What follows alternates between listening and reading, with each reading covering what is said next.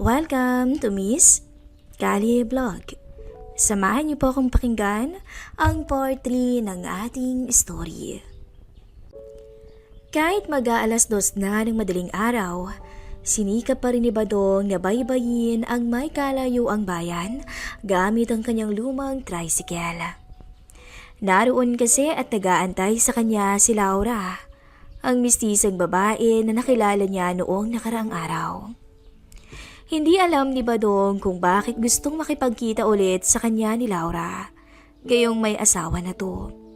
Pero kahit pala isipan pa rin kay Badong kung bakit, hindi na siya nag-atubili pang patakbuhin ng matulin ang kanyang tricycle para lang makasama ulit si Laura.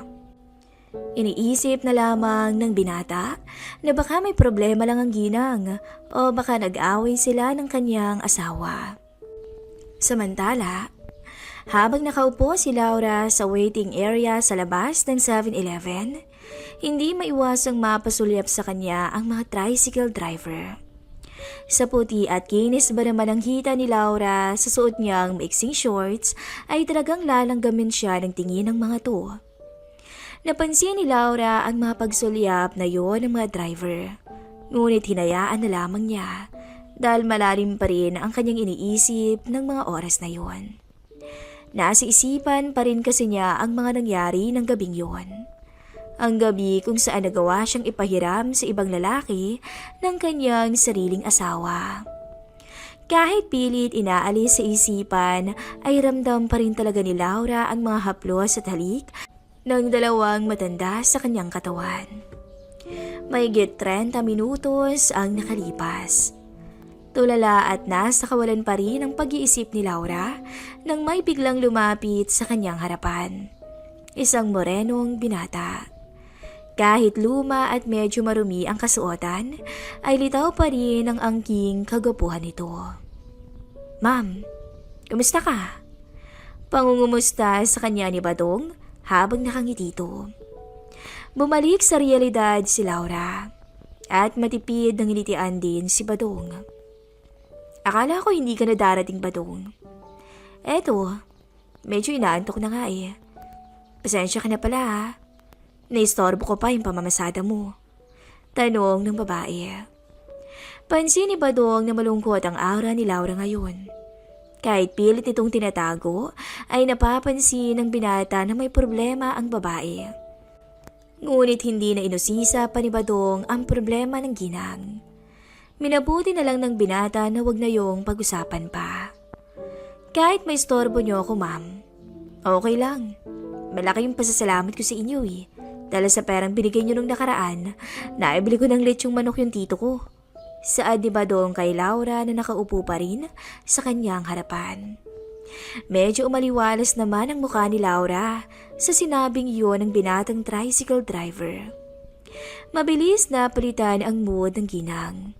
Nakaramdam to ng saya at saglit na iwaglit ang kasalanan ng kanyang asawa. "Dahil ba talaga sa perang binigay ko? O dahil sa pinatikim ko sa'yo?" Pilyong pagbibiro naman ni Laura. "Naku ma'am sa totoo lang, hindi ko rin makakalimutan yun. Pero alam kong hindi na mauulit yun dahil may asawa na kayo. Tsaka lasing lang kayo nun kaya kayo pumayag, di ba?" Sabi naman ni Badong. Depende, Badong. Kung masunurin at mapait ka, bakit naman hindi, di ba?" Sabay ngiti ni Laura sa binata. Sinabi na lang yun ni Laura. Pero sa isip niya, hindi na niya pwedeng pagbigyan ulit ang binata. Ayaw niyang masira ang pangarap nitong makapag-aral muli. At isa pa, may asawa siya. Kahit nagawa siyang ipaubayan nito sa mga matatandang seaman, ay hindi basta-basta mawawala ang pagmamahal niya rito. Napalunok at natulala na lang sa harap ni Laura ang binata. Iba talaga ang epekto ng mga pilyong biro ng babae kay Badong. Palibhasa, umaasa pa rin ang binata na sana maulit pa ang namagitan sa kanila sa liblib na palayan. "Ano, Badong? Tara na?" Wika ni Laura habang inaabot ang kanang kamay sa binata. Ma'am, saan ho ba tayo?" Medyo nahihiyang tugon pa ng binata. Bahala ka na. Ipasyal mo ko kung saan mo gusto. Isipin mo na lang nobyo mo ko ngayong gabi. Malambing na saad ni Laura. Napangiti na lang ang binata. Inabot niya ang kamay ni Laura, tsaka inalalayan papunta sa loob ng kanyang lumang tricycle. Sa loob sumakay si Laura dahil naglalaban ng antok at pagod niya sa sarili. Sa kanilang pamamasyal ay tanaw ni Laura ang magandang tanawing nadadaanan. Langhap rin ito ang preskong hangin. Mabagal lang ang patakbo ni Badong para masulit ni Laura ang pamamasyal. Naisipang ipunta siya ni Badong sa lugar na medyo walang kabahayan para ma-relax ang iisipan ni Laura at para maiwaglit ang malaking problema nitong kinikimkim. Makalipas lang ng ilang minuto ay pansin na ni Badong na tila tulog na ang magandang binibini sa loob ng sasakyan. Balak pa naman sana niyang ihinto ang tricycle sa isang park para doon sila mag-date ni Laura. Pangarap kasi ni Badong na ipunta doon ang unang babaeng magiging espesyal sa kanya. Minabuti na lang ni Badong na iuwi ang ginang sa bahay ng tito niya para doon makapagpahinga ng maayos. Sa dulo ng isang medyo makipot na iskinita ang bahay nila Badong. Maliit lamang to.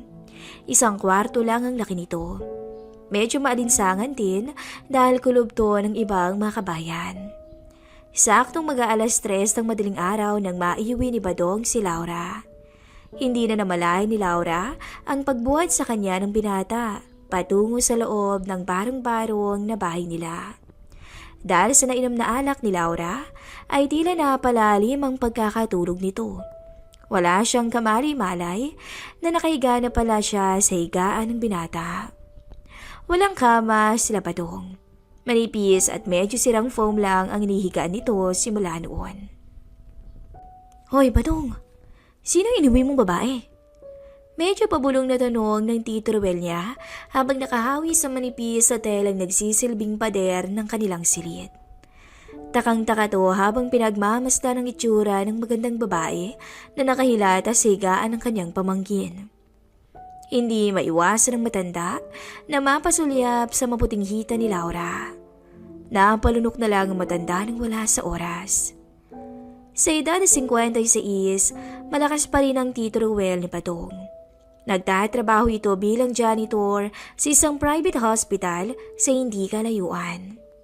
Simula nang yumao ang kapatid na babae, ay nagpasya siyang kunin na lang si Badong sa kanyang poder.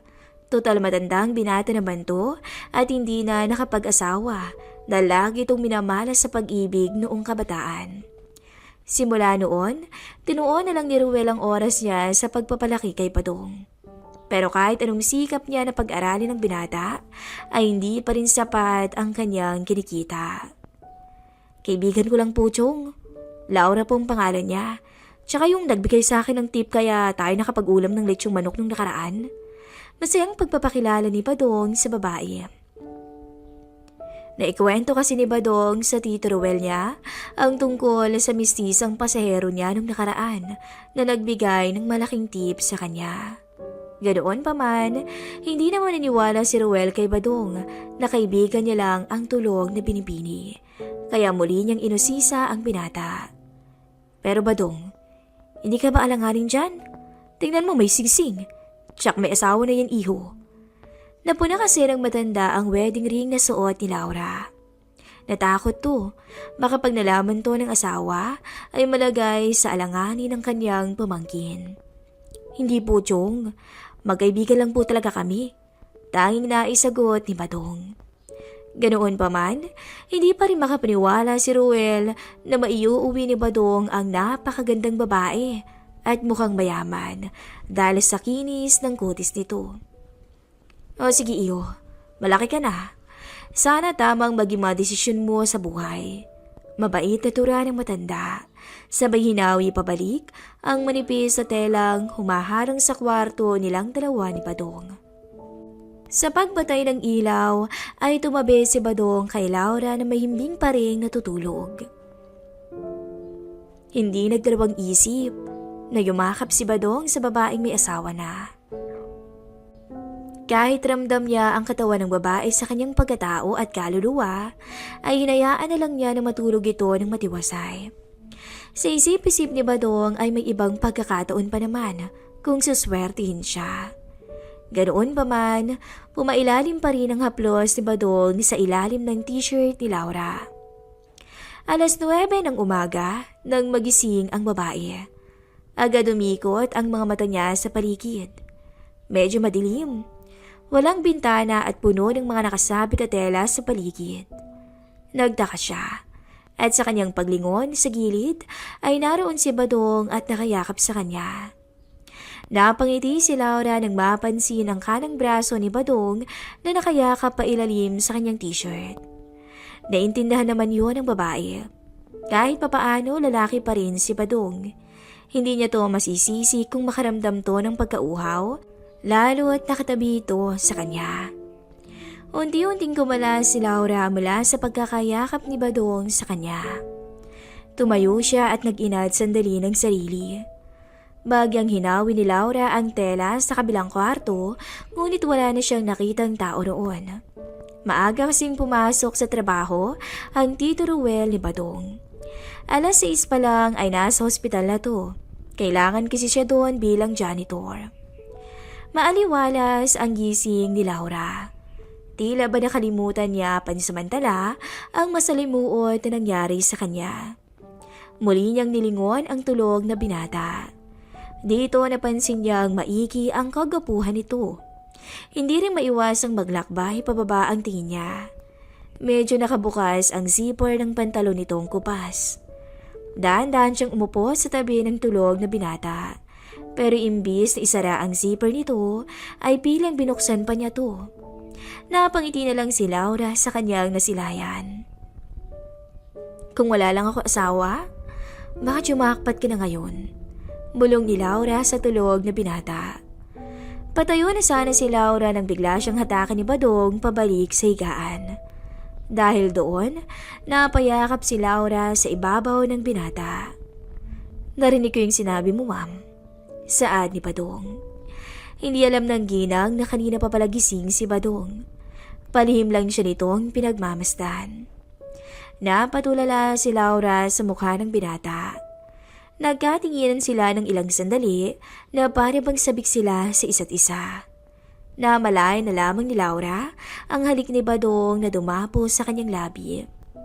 Sa mga sandaling yon ay hindi maipaliwanag ni Laura kung bakit siya kusang tumugon, gayong inaiiwasan niya itong mangyari ulit. Unti-unting bumaba ang halik ng binata habang unti-unti ring binababa ni Laura ang maong na pantalon ni Badong. Sa puntong yon ay napapikit na lang si Laura nang biglang may tumawag sa kanyang cellphone. Sandali lang Badong ha? Pagbigil niya sa binata. Tumayo at kinuha ang cellphone mula sa kanyang maliit na bag. Tinignan niya kung sino ang tumatawag. Si Jason. Naka 8 missed call na pala to sa kanya mula noong natulog siya. Han, mag-usap tayo. Pasensya na kung nagsinungaling ako sa'yo. Ayusin natin to. Umuwi ka na dito sa bahay please. Text ni Jason sa kanya. Dahil sa text ng mister, biglang bumalik sa alaala niya kung paano siya nilapastangan ng 2 matandang seaman na kabaro ng kanyang asawa. Dahil sa inis at tampo, ay hinayaan niya muna ang mister at hindi nag-reply dito. Tara Badong, kain tayo sa labas? Malambing na wika ni Laura. Tila winaglit ni Laura ang pagkasabik ng binata sa kama. Oo, siya man ay may kahinaan din bilang babae. Pero hindi naman pwedeng lagi niyang tugunan ang pangangailangan ni Badong. Baka kasi masana ito. Ayaw niyang umikot ang mundo ni Badong sa kanya dahil may asawa na siya. Wala nang nagawa ang binata. Nahiya naman tong pilitan ng babaeng hinahangaan. Tumayo na lang din to at tinuro ang maliit nilang banyo na nakapwesto sa labas ng bahay nila. Gusto kasing maligo muna ni Laura bago sila kumain sa labas. Binantayan naman ni Badong ang labas ng banyo. Napansin kasi nitong parang hindi sanay si Laura sa lugar nila. Lalo't yero lang ang pader ng banyo at marami itong mga siwang na maliliit. Matapos silang mag-ayos ng sarili, ay sabay na silang naglakad palabas ng makipot na iskinita. Marami silang natadaan ng tambay at mga lasing sa gilid. Hindi maiwasan ng mato na sulyapan si Laura. Proud na proud tuloy si Badong sa magandang babae na nakayakap sa kanyang braso. Para silang magkasintahan kung titignan. Hindi kasi halata sa mukha ni Laura na 26 years old na siya at may asawa na. Ma'am, saan niyo ba gustong kumain? Tanong ni Badong nang makasakay si Laura sa kanyang tricycle. Ikaw, saan mo ba gusto? May malapit bang SM dito? Tanong ni Laura. Meron ma'am kaso, baka kulangin tong pera ko eh. Sige na, hayaan mo na. Libre na lang kita, total mabait ka naman sa akin. Masayang kumain ng dalawa sa mga masasarap na food court sa loob ng SM. Alam ni Laura na walang kapera-pera si Badong, kaya siyang sumagot ng lahat. Binusog niya ang binata. Halos maiyak nga si Badong noon dahil sa tala ng buhay niya ay ngayon lang siya nakatikim ng kung ano-anong mamahaling pagkain. Binilhan niya rin si Badong ng 5 t-shirt na branded at maong pants. Masaya si Laura na makita ang binata na nakaranas minsan ng mga bagay na hindi pa niya nararanasan. 7:00 na ng gabi nang makabalik ang dalawa sa bahay nila Badong. Hindi nila namalayan ang oras dahil sa mga oras na magkasama sila ay tila wala silang maramdamang iba kundi kasiyahan lang. Nagpasya si Laura na bumili ng alak dahil balak nitong uminom muna sila ni Badong bago magpahatid kinabukasan pa uwi. Pansin kasi nito na unti-unti na rin siyang nahuhulog sa binata at ayaw niyang mangyari yun dahil alam niyang malito. Hindi pwede Badong eh. Hindi pwedeng dito na lang ako. May asawa ako. Sana maintindihan mo ko. Sabi ni Laura sabay lagok ng alak. Hindi kasi masabi ni Laura kay Badong ang kanyang problema. Ayaw niyang maging maruming babae sa paningin ni Badong. Ayaw niyang ipaalam na natikman siya ng kung sino-sino lang dahil sa kalokohan ng asawa. Ganun ba ma'am? Hindi baliw. Iyahatid ko kayo bukas na bukas din. Malungkot na tura ng binata, sabay tungga ng alak.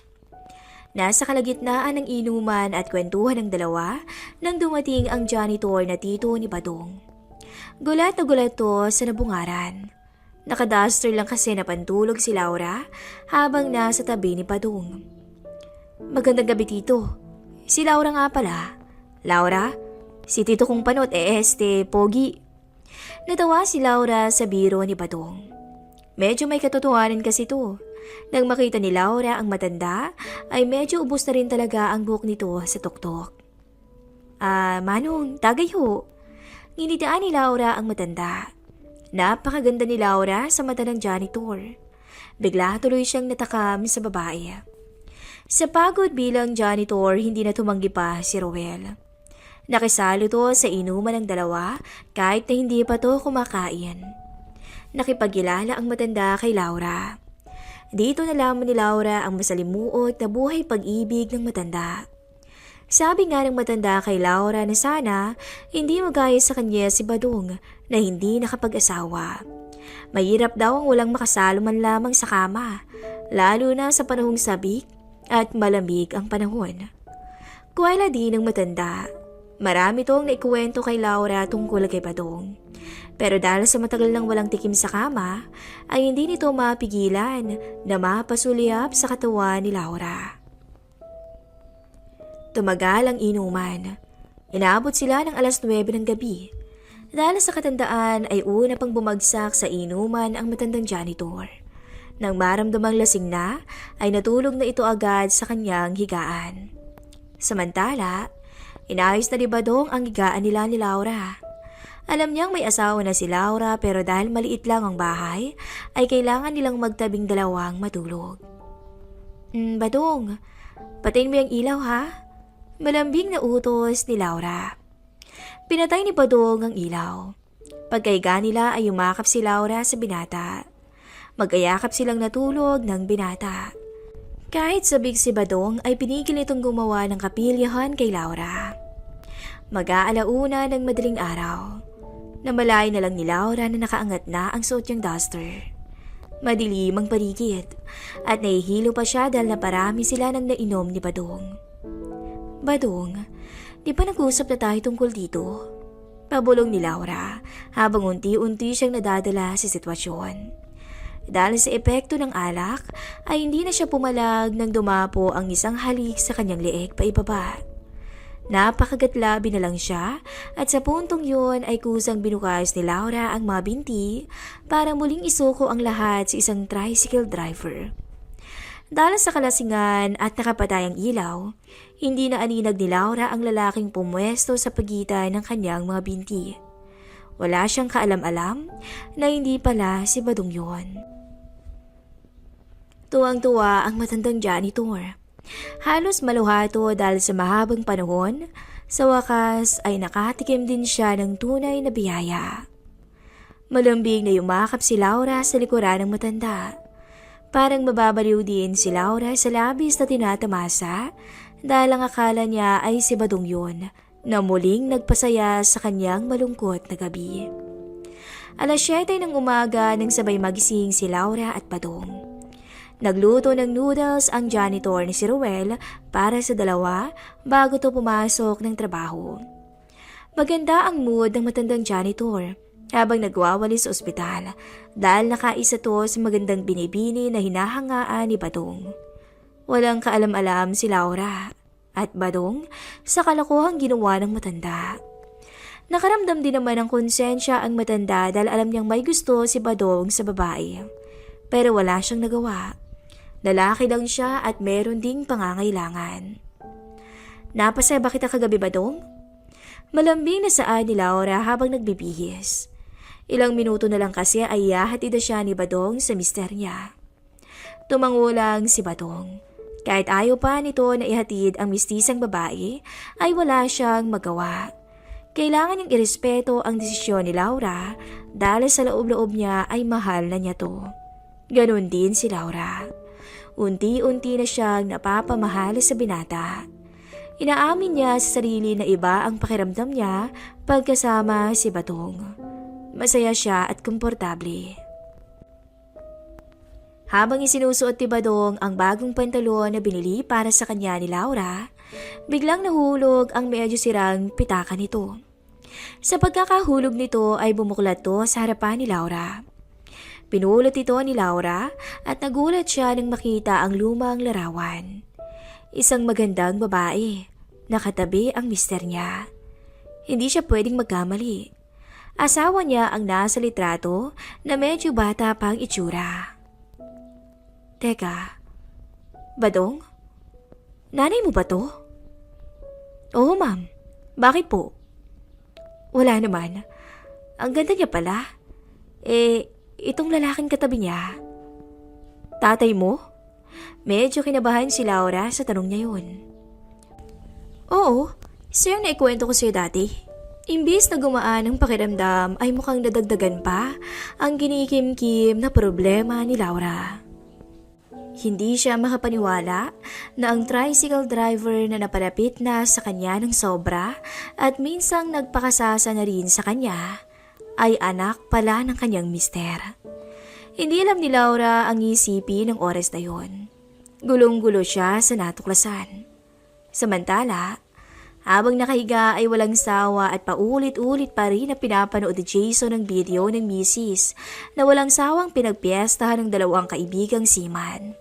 Pero imbis na awa at konsensya ang maramdaman, ay kakaibang init ang dumaloy sa kanyang pagkatao. Abangan po ang susunod na kabanata ng ating istorya.